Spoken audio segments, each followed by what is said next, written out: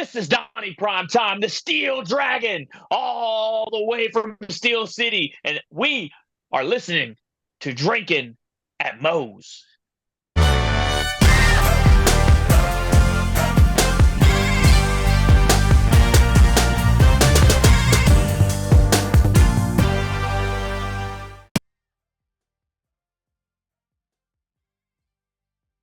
All right, everybody, taking time out before we get this show started. I want to thank Reaper Apparel for having Drinkin' Mo's be a brand ambassador for their clothing line. They got good stuff. They got t-shirts, they got hoodies, they got beanies, they got lots of great stuff, encouraging everybody to break out of their comfort zone, live their best self, and hey, it's something I try to live every day. Now, be sure when you go and you're filling out your order, use the code Drinkin' at Moe's, get 10% off, and the link and the code will both be in the description. Let's fucking go. All right, everybody, welcome to Drinkin' at Moe's. Big Mo here. You know the drill by now. YouTube, like, subscribe, share, comment, all the good stuff, because that YouTube algorithm is a pain in the ass. We're in most places you can find audio podcasts too. Leave a review there. I love seeing it. Today, I'm excited to have with me Donnie Primetime. How you doing? I'm fantastic, man. I'm hanging with Moe's, drinking at Moe's. Let's go. Not Wiz, not yet. Yeah, not yet. Someday I got to get out that way. I know I've had plenty of people on from H2O, Matt Tremont's promotion, and they keep telling me I need to get out there. I'm like, well, yeah, I'm wanting to. Where are you based from? Omaha, Nebraska. Omaha, Nebraska. All right. Yeah, dude. You ain't going nowhere. That's what's up. Hey, I've actually been to St. Louis with the podcast, so I've been able to travel a little bit. Oh, man, I pray you do. Nebraska sounds like a miserable place. No offense to anyone in Nebraska. I'm from Alabama. I get it. I understand miserable, but at least like I can go to Atlanta pretty quick. Yeah. Although Omaha, as long as you're like in the eastern part of the state, it ain't so bad. I mean, Omaha and Lincoln, you get in between there, there's a good deal of stuff to do, but yeah, winters can be a pain in the ass. You got your Cornhuskers hat on. I should have known. Yeah, my dad, is now currently a Cornhuskers season ticket holder for almost every sport. He kind of inherited them from his late uncle. And football, those season tickets have been in the family since that sellout streak of theirs started. Oh, bro. Yeah. Yeah, it's been a while. And like, these are good seats too. But anyways, before my foster dog tries to knock down my stand. All right. Yeah, she's crazy. Anyways, first thing, if I didn't have her down here with me, she would be whining up a storm. So I'm like, you know what? Screw it. You can come down here, but she likes to wander around the whole time. Anyways, before I was interrupted, first thing I'd like to start off with everybody with is what got you started as a fan, and then what got you starting, making that leap into the business. Okay, see, I give my favorite answer to this is I remember being a broke kid, like just with my mom in some rug down apartment, like no telling in what ghetto, but like I remember the only thing that like was consistent was she would bring me home these VHSs, right? These wrestling tapes. No, VHS, that's for a VCR. I'm dating myself a little bit here. Yeah. And she worked at a gas station, which is also back in the days where you rented your movies from, So she brought home WrestleMania 3. and I remember being instantly hooked, man. I remember seeing Hulk Hogan, and like I was growing up, I really didn't have like a dad, and seeing that as a kid, as a impressionable little child, and seeing him facing all these evil characters and just winning and persevering, and he's telling you, say your prayers, eat your vitamins, drink your milk, train real hard, and you could be like me. And that's the stuff I feel like a young man needed to hear, and it was crazy, man. It was like, and then from then on, it was basically like wrestling raised me, man. Like for real, like I grew up with it. It was always on in my house. Like if we had trampolines, instantly instantly we were outside wrestling. We had our own storylines, we had our own finishers. It was me, my brother Galen, and my little brother Sean, who's also a professional wrestler now in the industry. Wrestles as Sean Christopher, one of my favorite opponents, and he's a tremendous pro in his own right. But we used to just go out there and we would just wrestle on the trampoline for hours in any kind of weather. And then like when we were too poor to even have a trampoline, we would just go jump. We would sneak into our neighbors' backyards just to go wrestle and jump on them. When they'd come home, we just take off running, dude. It's just, yeah, bro. Like it was it, dude. Like I was raised by the business, man. Like I fucking love professional wrestling, and but it's like back in the day they didn't really know how to get into it. This is like before the internet. So it was always like a dream of mine, like, but it was always one that you just didn't think you were ever gonna achieve until one day my brother and I were walking across the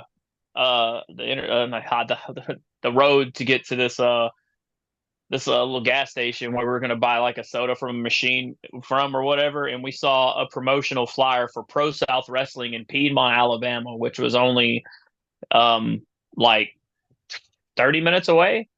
And I started cutting promos on the guys there, and then I'm like, you know what, man, let's go, Bubba. And because he was like 14 at the time, or and I was like 21, 20, something like that. And so we go and we get there, and previously I have been, since I was 16 years old. Actually, started to backtrack a little bit. I got into cage fighting. Um, I just started watching the UFC. Chuck Liddell was super freaking cool to me, man. Rich Franklin, Anderson Silva, those guys was like Forrest Griffin and Stephen Bonner was fighting. That was my Oh UFC, dude. And like, man, Ultimate Fighter, the Ultimate uh, that yeah, Ultimate Fighter season one.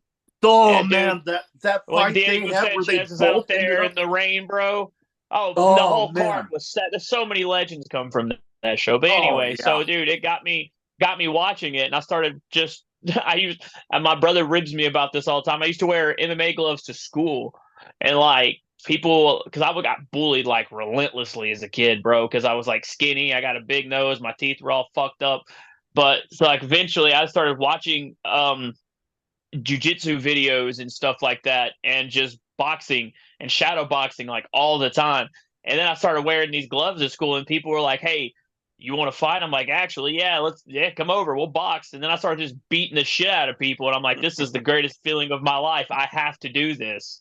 So I'm sitting at a fucking table one day at a restaurant, and I'm reading a buy sell bulletin, dating myself a little bit here too, and I'm flipping in, and it fucking, I shit you not, in the back of this thing says fighters wanted. And I'm like, uh-oh, here's my fucking sign. I should be a fucking fighter. So I go down there, and this is before the Alabama Athletic Commission ever even started up, right? No one was doing MMA. They still were calling it UFC, right? Like, and Yeah. there was this place, it was a bar, and they set a cage, another cage was a boxing ring. And dude, this place was so freaking packed. And you walk in, and it was just like, "Oh, you guys look about the same size." There wasn't even a scale. They're like, "You want to fight? Yeah, you want to fight? Yeah, cool. You're next." Just like, oh shit, that's how this is gonna go. Went in there, and there was this dude who came in like, I'm the only one that fought somebody that came from a fucking gym. Like, I'm like, huh? Everyone else is just fighting these drunk guys. This dude had a team with him and shit. So we go out there. I'll proceed to mollywop this motherfucker and tap him out rear naked choke, dude. And his coach comes up to me, And later, who I found out was actually my uncle, which is I fucking the wildest thing ever. And he starts talking to me. He's like, "Hey man, so I noticed you don't have any team. He said you should come train with us and yada yada yada."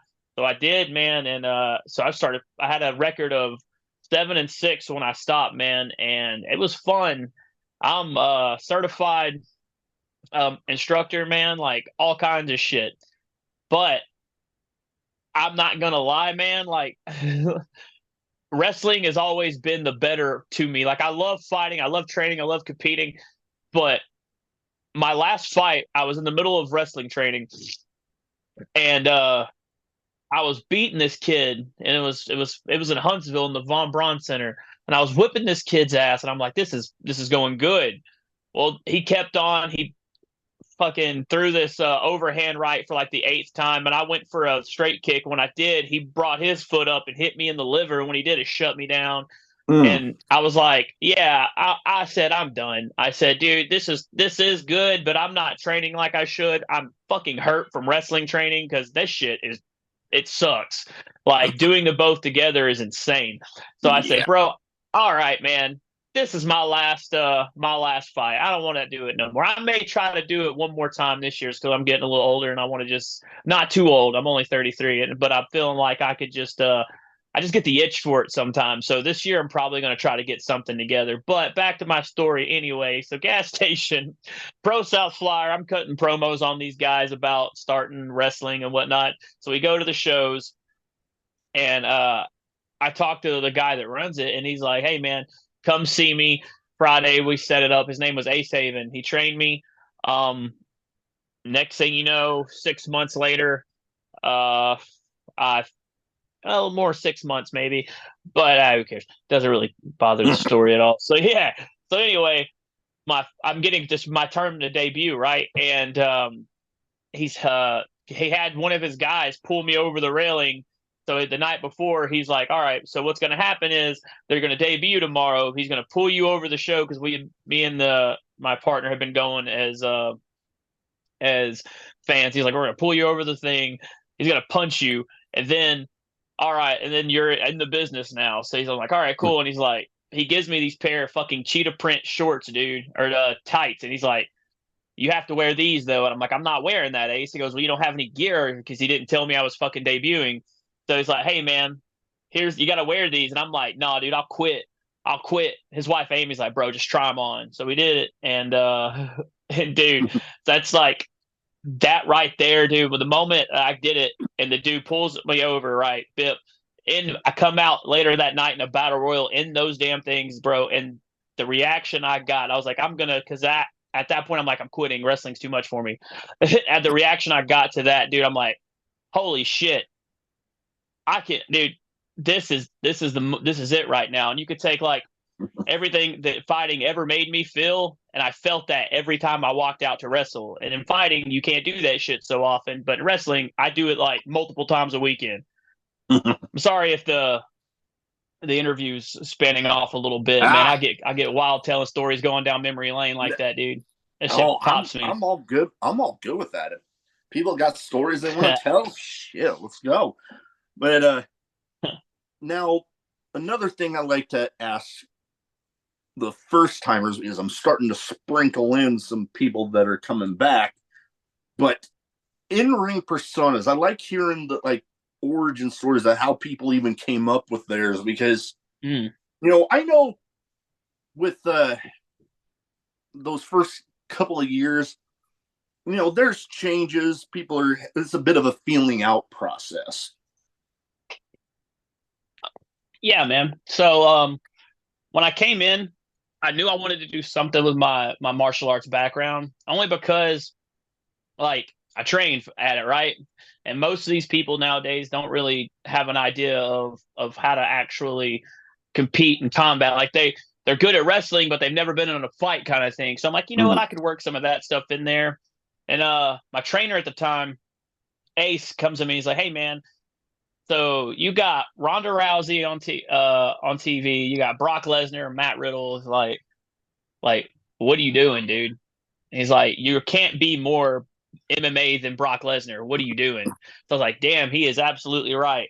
So I was like, "All right, well, I guess I'm just gonna be Donnie Primetime and the only reason I stuck with Primetime is because when I was doing my fighting, um, I got the name Primetime tattooed across my back like Anthony Showtime Pettis. That's because I'm a mark for Showtime, dude. Anthony Pettis is fucking amazing. But I got that tattooed on me, and I was Donnie Primetime Poppin'. I'm like, all right, this is cool.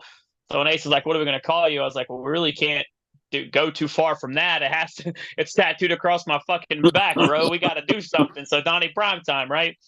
So I was just all right. I'll just be a white meat baby face, and it was a seminar and I was doing martial arts stuff like the kicks, the chops, and stuff like that because I'm a fucking huge Ricky Steamboat fan. Day Mhm. one, Steamboat's the goat. Um, and Robbie E, which I think he's Robert Stone Strauss. Yeah, Yeah, Robert Stone. yeah, Yeah. In yeah. NXT Sorry, right now. bro. Yeah, bro. He's killing it. But he did a seminar, and I took it, and he was like, "All right, everybody, cut promos." Well, I really didn't do a lot of promos because, like I was just wrestling. You know, most green kids don't get a lot of mic time. It's hey, you're doing the job to fucking 2 minutes. Hurry up, get your shit in and go home. So like I wasn't getting a lot of promo time, so I'm like, oh shit. And he's like, I want to see character. He emphasizes, I don't give two shits about wrestling. I want to see your character. And I said, all right, bro. Well, I'm not gonna be the MMA guy by no fucking means. Because one, I'm not. I don't have the look. Two, I don't have the record. I'm fucking only an am. Yeah, so I'm gonna go Bruce Lee. So I went fucking ancient kung fu, and that's when Prime Jitsu was born, and that's been like Donnie Primetime is then it's kind of just it's went through its many phases, but that was the origin of Donnie Primetime was me just getting ballsy in a Robbie E seminar and fucking doing my best Bruce Lee impersonation. Well, no, and you know what? Funny thing, couple of connections, some stuff that you brought up. Now I got my other dog down here, but Bruce Lee. People wouldn't, I guess, think this about me, but you know, big bearded country boy. But Bruce Lee, Enter the Dragon, one of my absolute favorite movies ever. Oh, And bro, if they saw the background that I'm seeing, they would totally guess that that's real, dude. Dude, I could totally enter the yeah. Come on, bro, that's classic. That's oh yeah, Bruce is the man. and then you bring up Ricky Steamboat, kind of goes along with, you know, the shirt you're wearing, kind of a Funko Pop looking thing. Boom, Ricky Steamboat. Hey, dude, WrestleMania 3, bro. Him, bro. Okay, dude. My favorite thing is I'm jumping ahead here, but we're on the subject of the goat, and I'll scatter before I get that off my head. Is anytime I get a new trainee, like I've there's this guy named Big Dave and Negative Lee are a couple of my kids, along with some other New South guys. We've trained those guys, but we got them in. And the first thing we do when I sit down, I was like, all right, we got to watch Shawtown Rumble '87, Flair and Steamboat. Oh So we yeah. got and we got to be stoned as fuck because I want you guys to really just get in this match, right? So we all get baked and watch it, and by the fucking end of it, dude, these two guys who have never watched this kind of wrestling, they're all in the new schools and shit, and they're like, "Oh my god!" When fucking Teddy Long jumps through the ropes out of nowhere to fucking count the finish, and Steamboat is the champion, bro. There, everyone's losing their fucking mind. It's amazing. Oh Like, yeah. damn, that was good. Oh Ugh. hell, some of that old school stuff. I mean, going for me, like I was born in '83, and you know everything that happened with this guy. I was still relatively young, but Bruiser Brody is still one of my absolute all-time favorites. I mean, I remember I would remember seeing him coming in and you know swinging the chain around and stuff, and I'm just like, He didn't give a me, damn. me as a little kid, it scared the crap out of me. Me now, I'm like, dude, I love this guy. Bro, I'd be terrified. Me now, I'm going in an arena. There's a grown ass man swinging a chain. I'm like, he could fuck somebody up. Probably me. No, I need to get away from this dude. Dude, he's scary, and no matter where you're at, that's Oh, commitment. But oh, also, back in the day, you could just shoot people. no, Like he yeah, wasn't scared. that's happened. There's been stories on like Dark Side of the Ring and shit of that stuff happening. Yeah, dude. Like someone comes up and is like, "Hey, man, why did you hit my kid in the head with a chain?" You're like, "I have a gun, dude." He's like, all right, fair enough. Nowadays, your lawyer is going to contact you, and you're sued. Like, it's crazy, bro. They're not even going to let you bring the chain out of the curtain. Like, give me that, you fool. I'm not taking a lawsuit over your ass. But yeah, there are people that have done similar types of entrances. Hell, I got a figure signed by him back here. Lance Archer back in the New Japan days. Dude. Yeah. In Japan, they don't care, man. Everything's probably ran so freaking crazy tight. Those fans, dude, they get hit in the face with a chain. They're like, hell yeah, dude. That was awesome. People would think I'm nuts, but I'd probably be the same damn way. Hell, first time I saw an actual death match was Jake Chris versus Joel Bateman at Revolver, and it ended by 4 folding chairs, bridging 2 panes of glass, and then somebody ends up bringing in lighter fluid. And I'm just standing there like, yes! Yeah, dude. Wild times, man. Oh, yeah. Dude, health insurance is too expensive for that for me. Yeah. Jesus Christ. Yeah, I've been lucky enough to have both Jake and his buddy slash kind of manager Bobby Olson on. I had Jake on shortly after that whole video of him burning the IWA Mid-South belt came out. Yeah. It was like right after that. And I joke about it, but this is legit how it happened. When I asked him about coming on, it reminds me of how Paul Heyman said on, I believe it was the Rise and Fall at ECW, how he got Stone Cold to come to ECW. He's like, you got a grievance. I got a show. Let's hear it. Yeah. And that's pretty much how it went down. But, going to talk about New South, I have a little bit of a connection with New South with former guest Carmen. Oh God, Carmen. Yeah. Go ahead. What's his name? You forgot it, didn't you? Carmen M. Childers. Oh man, I don't know. That's my boy Carmen Michaels, dude. Yeah, Carmen Michaels. Yeah, he's good people. He works hard. Oh, that he does. Hell, yeah, man, even got a new general manager spot at Retinal Pro. Yeah. I was like, when I saw that, I'm like, dude, all right. Oh, dude, he does everything. He goes and ring announces. He does graphics. He's everywhere, man. That dude's like, we need more people like him in pro wrestling, to be honest with you. If some of these guys would quit being like, hey, I got to be a wrestler. You don't always have to be a wrestler. You could be a good graphics guy, saying shit. We need more graphics people than we need pro wrestlers right now. We've got enough bad wrestling shit. If you can do graphic design, go do it. Yeah, like help it out in that way. If you got a good voice, be an announcer, dude. True. And guess what? It's also like another thing while I'm on my rant, dude. It's like if you're the most important thing to be is a fan. Like we need those more than anything, dude. Like just because you like wrestling doesn't mean you gotta be a wrestler. True. Like it's fucking crazy.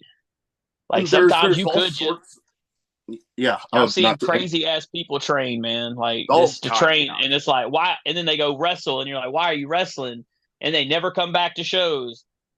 It's like fucking whoa, bro. Like we need fans. Be a fan. It's nothing to be ashamed of, dude. Oh yeah, and the whole term "mark" kind of has a negative connotation, but everybody in the business at one point or another, or hell, still. Fans, you have to be a fan of it and love it to be able to put your body through what y'all put it through on a daily basis and all that stuff. Dude, I love my fans. And you know what? I love anyone that buys a ticket to come see me.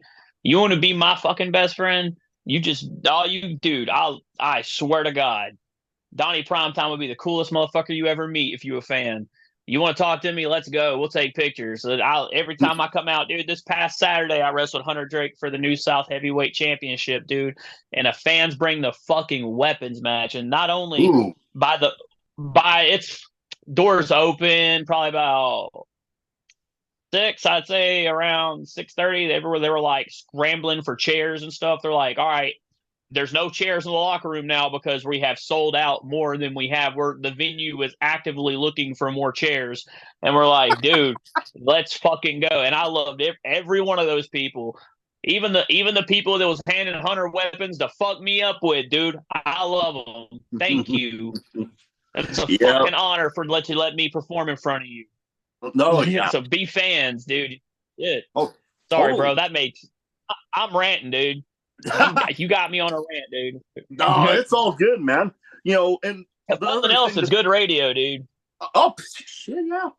And the other thing to think about is, you know, especially if you're wanting to also wrestle, that if you're able to do those things like the graphics, like sound, even, or whatever it might be, you might be there and you might not be on the actual show, but hey, they have a need for somebody to help figure out an issue with the sound. And then, boom, being able to help out with that makes them remember you. And then, boom, you get a future booking from that.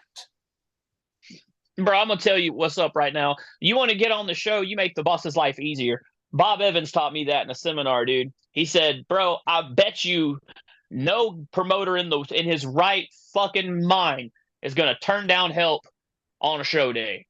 You make his life easier. You won't. Hey, man, you need me to go get gear? Yes, please. Hey, man, I got my ref shirt. Yeah, man. Hey, I can run music. Hey, I can do. I do. Hey, dude. Well, I seen your graphics. You hit me up, dude. Let me send you some of my work. Yeah, sure, dude. Yeah, on me, bro. Go ahead. You serve the boss, man. You make his life easier. That's the best way to get a fucking booking. Oh, yeah. That And, that's on God. Like if oh, you yeah. have a great like if you could do graphic designs and you could help out, or if you could run, you know how to navigate a fucking laptop to help run sound and music for some guy, or commentate. That's a lost art. I don't know if people would be letting just randos commentate, but shit, they may. Yeah, Commentary is super important. oh, God. And it kind of leads into thing. I've kind of discussed this with some people that with the podcast, somebody I know who's a promoter posted about if your dream job related to wrestling came up and you were able to do whatever it was, what would it be? And I kind of said, with the podcast, I've kind of gotten the itch through having footage featured on pay-per-view pre-shows to either be one of a pre-show host or even commentary. I feel like I've gotten my rhythm together that I would do pretty good at it. It's just finding a spot that's willing to give you the chance. Hey, man. Shuck, hey, you want my advice, bro? I've been in this shit for 12 years, dude. And I'm telling you the real as fuck. I help book New South, dude. Like, well, not really help book New South, but what I mean is like, I can fucking get you booked at New South, dude. Like, it's not hard. Like, I've helped it out with that regard, like so much that I know, dude. Like, that's what people look for because that's what we looked for when I was helping out. Like we were looking for like, okay, hey man, I can't tell you how many times like this kid would just show up out of nowhere and he'd be like, hey dude, I need looking for a spot. You guys have anything? I help set the ring up, man. If you guys I can do this, and this. And I will just look at the guy, the promoter dump, and I'll go, hey man, get him on pre-show match something. This guy's coming out to do that. Like I'm telling you, you put in the work and you go and you serve this boss, dude, and you help him out, man. That sounds stupid. Yeah, dude, but like you go help out, you go humble yourself, and a lot of people think they're above that, but like you just offer it. Don't expect shit because that's where people get messed up at is they'll do it one time and be like, hey, I helped out with that ring one time, and it's like, yeah, dude, but there was no way we could fit you in on this card, and there's like and you're like the 80th kid that was on here, so it's no one's going to remember. And like, yeah, we could pretend the promoter's a dumbass all we want to, but I can't remember your name, dude. And I'm like, we shake hands all the time, bro, and I'm terrible with names. This guy meets 100 people a show, bro, that he's never met before in his life, and he's got, oh yeah, well, he didn't hit me up after I helped put the ring up, so fuck him. You really don't want to be there, man. Like, keep hitting him up, like. What's he gonna do? Scream at you, tell you no? Yeah. No, because then he'll just have to get blasted on all over the internet, dude. Like the Yeah. freaking squeaky wheel gets the grease or whatever that saying is, and that shit's true. No, yeah. Yeah, this is one of those things that you just got to keep plugging away at it. I mean, hell, I had people kind of laughing at the podcast originally, but now I'm over 210 episodes recorded. Hell yeah. And I've been featured on for it was actually for Warrior. I've had footage on their pre-shows and get some of the names I've been able to get on through stuff like that. Like at that Warrior show, he's now back with WWE, but Bronson Reed, I got to have a mini Hey, episode with him from being at that fan fest. there you go, man. Those are connections. There's always connections to make. You go No, to a show, man, you don't know anyone, you're not booked, and you leave not knowing anyone, you're bad at wrestling. Like oh yeah, wrestling's not just going on in the ring, dude. It's networking. oh Like yeah, you never know who you're gonna meet, and then that oh one little meeting, next thing you know, years later, you're like, "Hey, man, so are you open for this date and this date? I got some cool shit." And you're like, "Who? Oh my god, yeah! Remember that one time you helped me with this? Like, oh shit, yeah, yeah, man, that was me." Like yeah, I and literally been booked because like this one guy, I hit him up and I was like, "Hey man, do you mind hey, sending my stuff, my whatever?" So you got a booking available or whatever, and he's like, "Yeah, man, I got you because you helped me with carry sound equipment in." I was like, "Oh, that was word."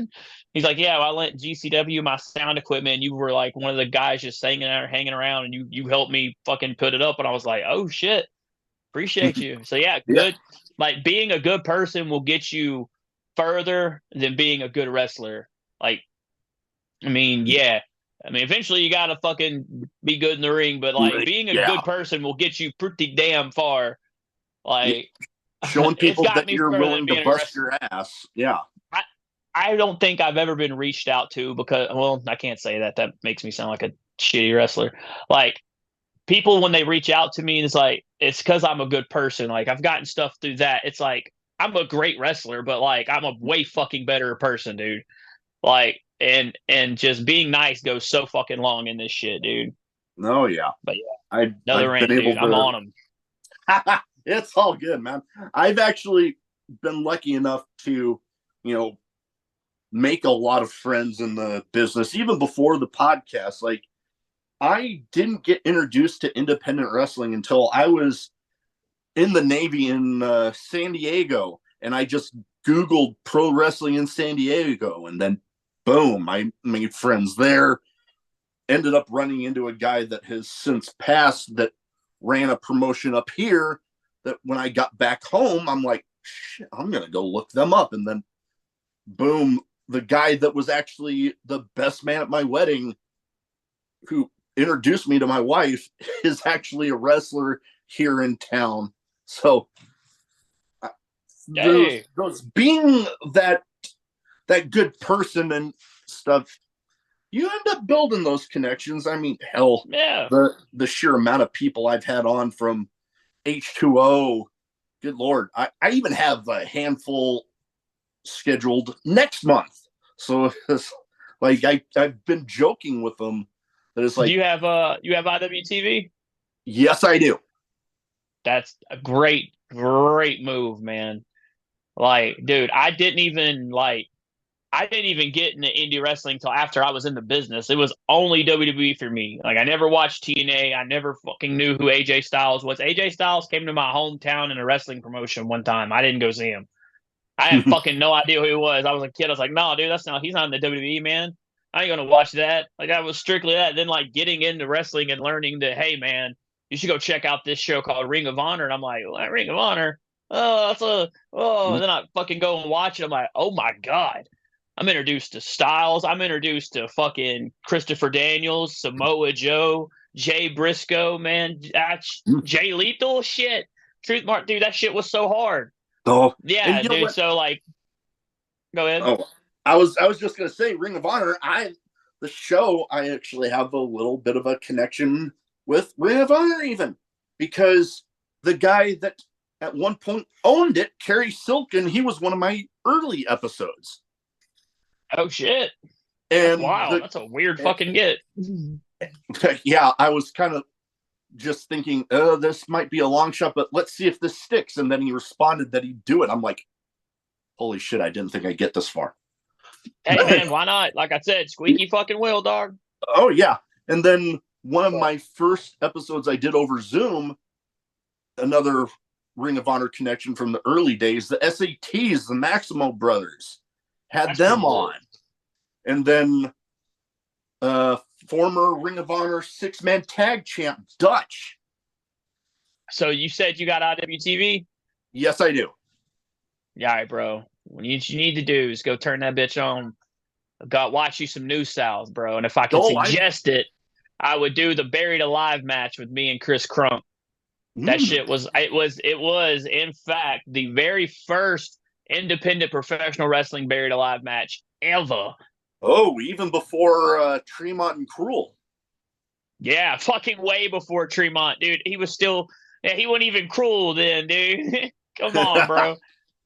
He was still wrestling as the homie. But yeah, man.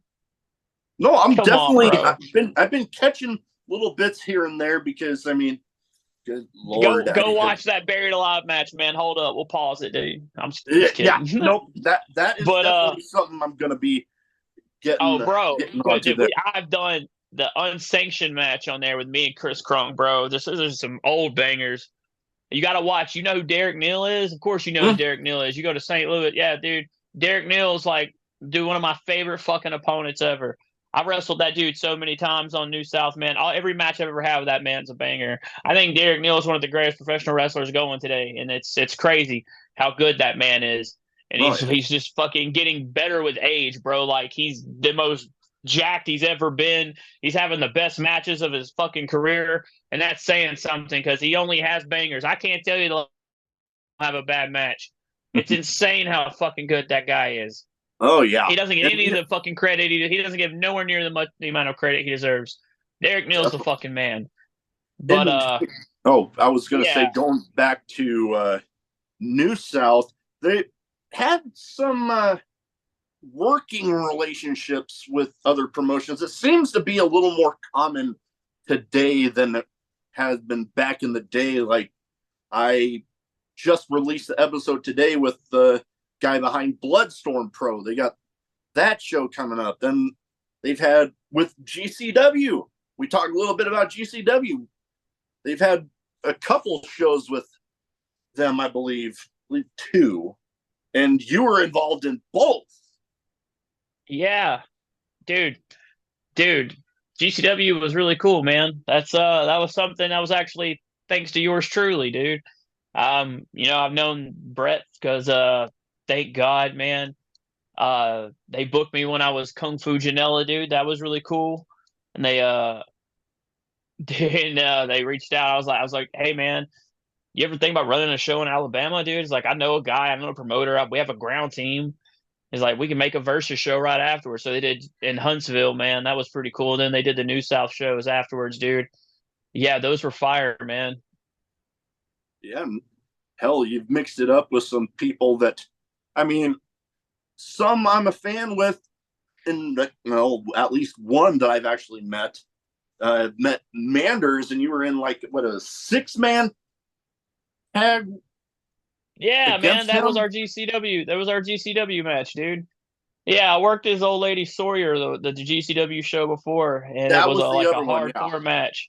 Dude, she's such a badass, dude. And Manders is one of my earliest wrestling friends that I met outside of Alabama.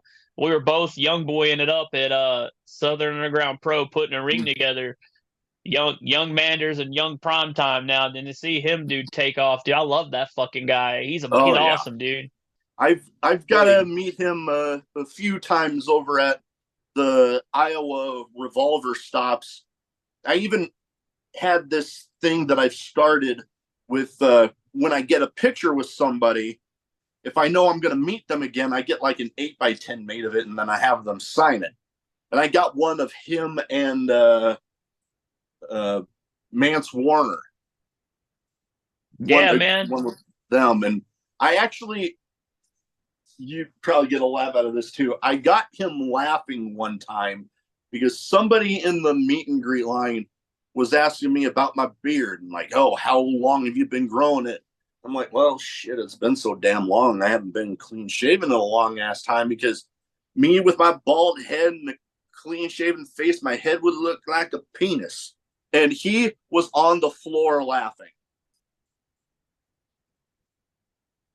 Yeah. Yeah, man. Don't take your hat off. I just saw that. Don't. No. Uh, It's been that I'm way kidding. since the I'm last kidding. haircut at boot camp. You've got a fine head, sir. Damn fine head. Yeah, it's been that way since the last haircut at boot camp. They're like, "Oh, we can take that all off for you if you want." And I'm like, before that, it was kind of starting to be like just on the sides and nothing up top. So I was like, "Screw it, take it all. I don't care." Yo, do you have the Bloodsport versus New South card? I don't know if I have the whole card, but I know I discussed it with him for the podcast. So I don't think all of it was released yet. Oh, that's fair. That's fair. It's gonna be a banger, dude. I think Oh it's yeah. I may be breaking news yet, but I'm pretty sure we're gonna have a live stream for IWTV. Ooh, Yeah, that would so we'll be be able to fun. live stream that shit, dude. I'm Oh totally yeah. looking forward to it. Looking forward to going up there and skunking their asses, dude. That's Just gonna be a fucking fun go show. 5-0. Just go New South all day. Yeah, That's what I'd like that's to gonna be. see. I You know, know. I wrestle with these boys. I know how good they are, man. Oh Like, it's yeah. time to come up there. We're coming into your house to take a shit, dude. What's up? And hell, Dude, no. going to IWTV, you even had a shot at their world title. Oh, yeah. Me and Alec Price, man. That was I had to wrestle one of my longtime homies, Daniel Perez. He know him as Rolando Perez. He's a Mm. NWA superstar. He I had to wrestle him that earlier that night, and straight fucking banger, dude. Both of them on IWTV. Dump Sanders Holiday Special, bro. Look that shit up. And then later that night, I had to go wrestle Alec, man, who is a fucking consummate professional, dude. He is everything you want in a professional wrestler. He don't give a fuck, man. That kid's hungry. He don't care, man. He's like, if it's a Tuesday night, he's fucking going for it. You know what I mean? Like that Yeah. man works his ass off, and I'm glad to see the success that man's had. But yeah, dude, we fucking killed. Please go watch it. No, Well, that's definitely. fucking fire. If you like good wrestling, it's for you. If you like Oh. bad wrestling, you could fucking watch something else. But I don't know. Like shit, there's Yeah. plenty of it out there, dude. Shit. Oh, yeah. There's Watch. plenty of bad, but plenty of good too. Because good lord, the amount of options that are out there with all the streaming Yeah, services and everything. for Well, sure. now I have two categories here that I like to kind of round some stuff off with. First one's a bit of a name game where I name off some people and you give me quick thoughts on them. And I try to theme it towards the guest as much as possible. And, with doing my homework for the episode and getting some people that you've actually shared the ring with, each of these have been one of those. Let's hear it. All right. First one, Ratty Daddy Cole Radrick. I fucking love Cole. It's impossible to find anyone that hates that kid. He's talented. Oh, Fucking yeah. I'm a amazing. huge fan of his. All right, what's the next one? They might hate me for referring to him as this, but I'll also name, what they prefer to go by. The Ass Boys or the Gun Club. Oh, dude. They beat me. They fucking beat me on national YouTube, man. Boo those boys. Yeah. So we'll Yeah. refer to them as Ass Boys. Oh man. They're cool as fuck. I honest to God think they're talented. Dude, you watch them and you're like, all right, these boys are made for fucking TV. That's for real. Yeah. But they fucking did beat me twice, so fucking, we do have that Yeah. No, and you know what? I give them shit, but yeah, when you watch them, especially more so before this I guess, merger with the Acclaimed. But man, heels, their job is to make people hate them. And they did a damn good job of it. Hey man, that's the reason where they're at right now. That's it. They're fucking good at Oh, the job. totally. Yeah. Next one. Somebody another fan of. Hopefully get to meet him. Hell, hopefully get to have him on the podcast here sometime soon. Effie. That's gay Jesus, man. Like he's the fucking man. Oh, yeah. Effie fucking like made a table that didn't exist. Like I said didn't exist. I mean, like it wasn't in the spotlight, and he pulled up seats for every fucking body.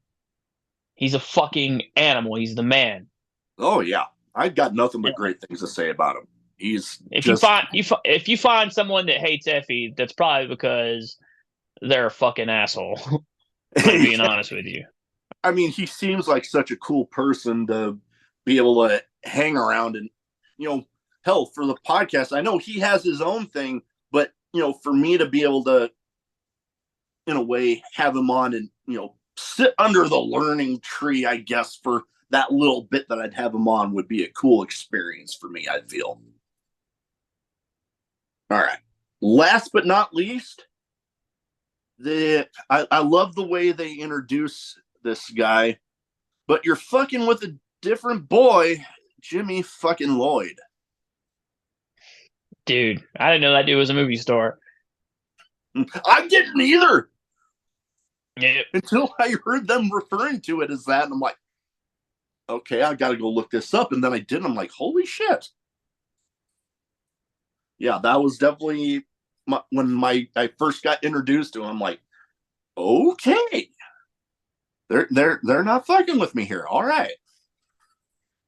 Now I have some random questions. Some might be wrestling related, some might not be. Some might have absolutely nothing to do with anything we've talked about so far. That's why they're random. Let's hear it.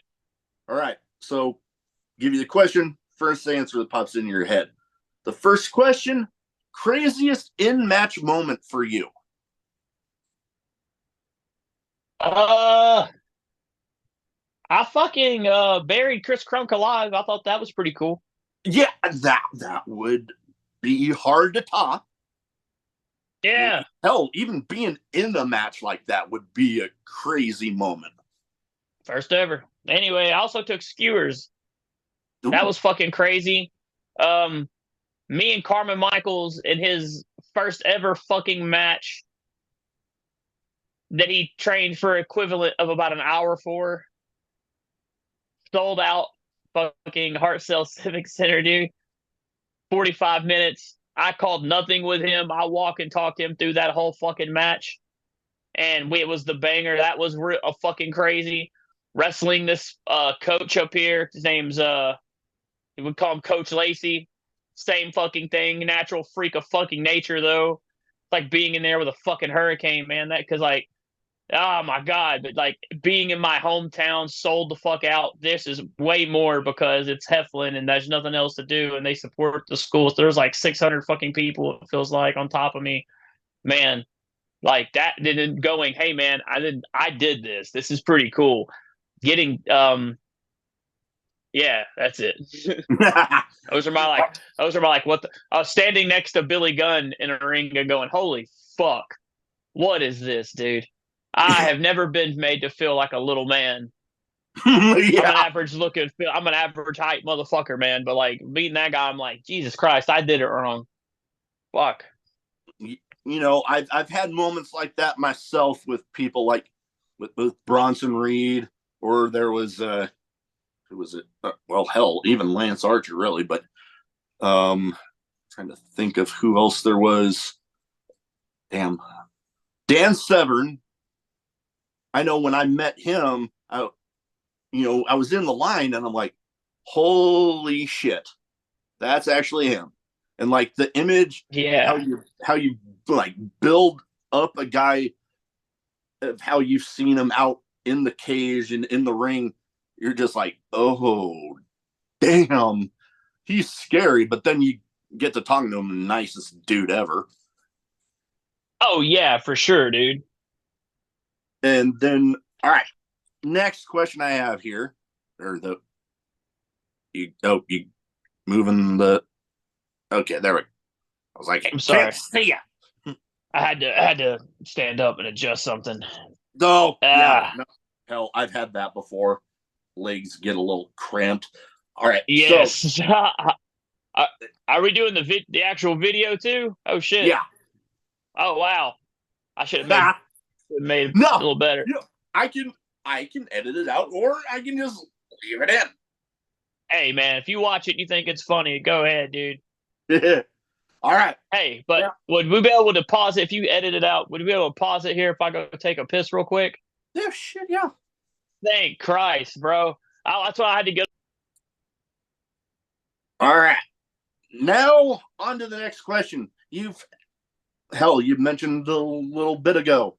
You're in a fans bring the weapons match, and you've had some other.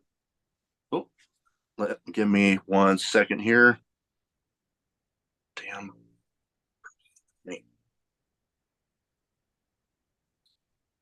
All right. Are we okay? I think we're back. Somebody trying to call me during the middle of this number I didn't recognize, so whatever. But as I was getting into, you've had some intense matches. What would be a weapon you would like to avoid being used on you in a match if you had the choice? Fucking thumbtacks hurt, dude. I've Yeah, taken yeah, dude, those things fucking suck. But I've I'm pretty damn sure they don't suck as much as a gusset plate. yeah, That shit seems like it would be the worst fucking thing ever. yeah. I walked away with one that had been used in a no ring death match show, and man, just kind of putting my finger on it, I'm like, okay, yeah, I would not want that used on me. Mm-mm. Hell, behind the camera here, I actually got another souvenir from the show that I didn't realize I won, but it's like a section of like half a door that was used in the match that was autographed by everybody. Oh shit. Yeah. That's what's up. That's cool shit. First time my wife saw it, because there were still some blood spots on it, she's like, is that blood on there? I'm like, yeah. But yeah, I've heard some varying answers to the weapons question, from everything like, some people hate glass of whatever form getting used. Other people, toothpicks. That is one that I've heard quite a bit. I don't think I'm afraid of toothpicks, man. Again, I've never had one used on me in a way that would make me afraid of it. That their logic was trying to think of it. It was, if you get the whole thing out, hey, you're cool. But if you break off the wrong piece, you get it embedded in there and it's getting infected and shit. That was their logic. Mm. Yeah, I wouldn't want that. All right. Now, you mentioned some of the, collection that I got back here. And mentioned some of my favorite movies. Hell, I got some stuff signed from people in one of my favorite movies. Who would play you in a movie? I get told I look like the kid from Shameless.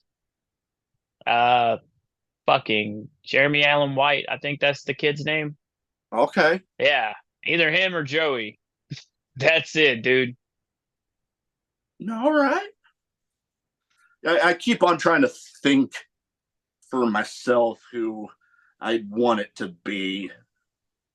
I have this image in my head of I'm trying to remember his name, but he played the guy in American Sniper. And it's like, if you get that with the bald head and his beard that he had in it a little bit longer, I think I'd like that.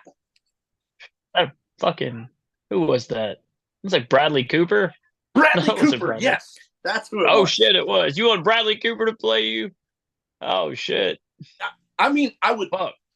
if I like had like the I could get anybody. Oh, dude, that what? Hold up. I didn't know that was the rules, bro. I thought you was like, hey man, who do you look like? All right, no, dude, it's Brad Pitt. I fucking Okay. take that back. Yeah. I'll write the Now, fucking script, Brad. Come on, bro. Let's make some money. Fuck are we talking about here? all right. Now, with the Super Bowl coming up as of recording this, it'll be out after, but Super Bowl is known not only for, the game and the commercials, but one of the biggest eating nights of the year. Everybody has their favorite food.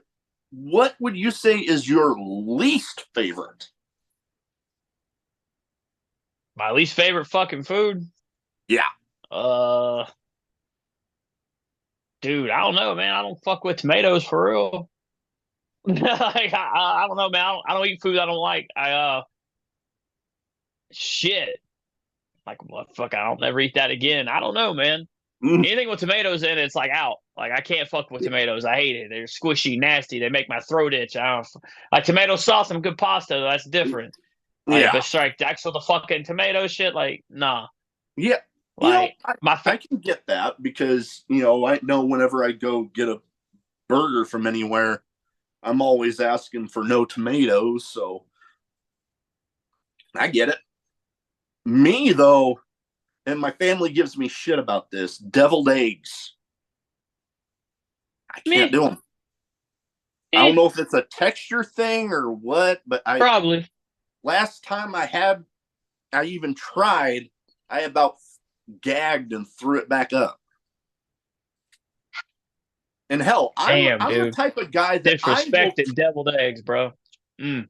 Yeah, it can't be perfect, I guess, but like I mean, dude, someone probably had to sit there and mail them in, dude. I wonder if I have the right recipe. Hope it's a deviled egg, so it's probably like Thanksgiving or something, dude. And you're just like, all right, yeah, I'm the type fuck of those guy that I eggs, will dude. literally. I'm the type of guy that I will literally try just about anything once, and if I like it from there, cool. I'll have it Yeah. again, and if I don't, hey, I don't gotta have it again. So, all right, now with the name of a show like I have, I would feel weird if I didn't have this question in here. Favorite drink, whether it be alcoholic or non, or shit, one of each if you want. Oh, dude, dangerous. All right. I'm a fucking Crown and Coke guy, dude. Love Crown and Coke. Okay, That shit's good. that Um, that's a good one. my favorite non-alcoholic drink, bro. I'm a Diet Pepsi guy. I think. I say Okay. that fucking. I just love me some aspartame. God damn it. I'm a bit of a Dr. Pepper fiend myself. Yeah, I can see That that. You look like the type of person that likes Dr. Pepper, man. hell, That shit's too spicy for me, I dude. even This shit's too spicy, fam. I went to the Mall of America when I went to the Packers Vikings game on New Year's Eve, and they had a Bubba Gump restaurant in there, and they literally had a shot glass with Dr. Pepper on it, God damn. and I got it up there. Yeah. Let's That's one go, thing I dude. collect: souvenir shot glasses. Hey, I fucking collect Yu-Gi-Oh cards, man. I love Yu-Gi-Oh. I'm really fucking good at playing it too. You know what? I don't even think I even know how to play. Oh, dude, it's very difficult. It's so fucking hard. It's the one thing keeping my brain from fucking rotting is I actually fucking do something that actually takes effort. But Putting a match together, dude, doesn't really take much effort for me, dude. It's like I just call shit, dude, like, and it just works. It's fucking crazy how much I fucking don't have bad matches. I'm not even trying to say that. Like, other people tell me that all the time. Like, damn, Donnie, I do not know when the last time you've had a bad match, and I'm just like, I know, dude. It's a Yeah. fucking curse. I'm a And fucking handful and a half, bro. It's insane. but going to the drinks again, Crown and Coke, I've actually enjoyed Jack and Coke with grenadine. It basically tastes like a damn Jack and Cherry Coke, and it's fucking delicious. Oh, I I I, nice. I love it. That, and I've stumbled on with Dr. Pepper. I had like a shooter bottle of the Jack Honey, and I had just grabbed a can of Dr. Pepper, and I just dumped the Jack Honey in there. I'm like, oh, that was better than I even anticipated. Yeah. And then you talk about collections. I mean, yeah, I got all mine back here. Lots of wrestling figures and Funko Pops. Funko Pops. Speaking of my movie ones, up a little above camera here, I got one signed by the voice of Michelangelo from the original Ninja Turtle cartoon, No. and the guy behind Splinter in the first two Ninja Turtle movies. Let's fucking go, dude. And then, signed wrestling figures from some of my favorites like Lance Archer, Taya Valkyrie. I got Kushida, um, damn, Swerve and Keith Lee. I even got Jeff Cobb over here. Oh shit. Yeah. I was on a show with Jeff Cobb one time. When the time that I met him was actually at that Warrior show, and he went up against Bronson Reed. Yeah, I bet that shit was a banger, dude. Oh God, I was sitting close enough. They were chopping each other, and you could see the individual beads of sweat flying off of them. It was nuts. All right. Last but not least here, best advice you have for anybody wanting to get into wrestling. Or we hit that earlier. You want No, to get into wrestling? we did. But no, dude, I'll reiterate right now. If someone's wanting to get into wrestling, okay, we'll go with some things I would tell you is find a reputable school. Don't go to the show and find some asshole that says they're going to train you. I mean, will it work? Yeah, but it's way better to invest. If you're going to wrestle, you're going to have to be able to invest. So just save up and go to that wrestling school that's around you. If you can't make it, like I've seen people live out of their cars, man. Like, do you want this shit? But it starts with getting trained the right fucking way and doing however you can get there and do that. Do it. Um, After that, don't be afraid to fucking serve, like we were talking about earlier. You want on a show, make the booker's life easier, and you do, one or two, three times. Okay, don't expect that shit to happen overnight and him to be your best friend. Just serve with the intent of serving, and yeah, and just invest in yourself. If you think it's too much, it's not. It's never fucking enough. There's never enough investing you can do in yourself, dude. Oh yeah. And it's a never evolving process. There's always stuff you can learn, always seminars and stuff you can go to, and Mm-hmm. always and that way, you're learning little bits from everybody, and then molding it into your own thing to be whatever version of your in-ring persona you're going to go with. You've got it ready to go. Yeah. All right. Before we go, where can people find you social media wise? So if they don't already have their eyes on Donnie Primetime, they can go ahead and get them there. All right. Yeah, dude. It's Donnie Primetime on Facebook, Donnie Primetime on Instagram, and Primetime MESD1. That means main event since day one because I fucking am. And if you're watching this, this is probably after I whip Britt's ass next time I see him because he cost me my New South heavyweight title match. So that's your ass, Jackson, just to let you know. Yeah, but that's where you can find me. And if you fucking want to show up somewhere to New South soon, you'll probably see me dragging that big goofy fuck around the arena. So yeah, had to get that little plizz in. Also on IWTV, look up Donnie Primetime New South. Let's fucking go. Watch some shit. Send me your favorite Definitely. clips if you can. Yeah, I'm the Definitely. man. You're welcome. I do this for you, the people. All right. We'll get all of that in the description, all the social media places. But thank you for taking the time to talk to me tonight, and best of luck out there with New South and everywhere in between. All right, man. It's a pleasure, bud. Thank you.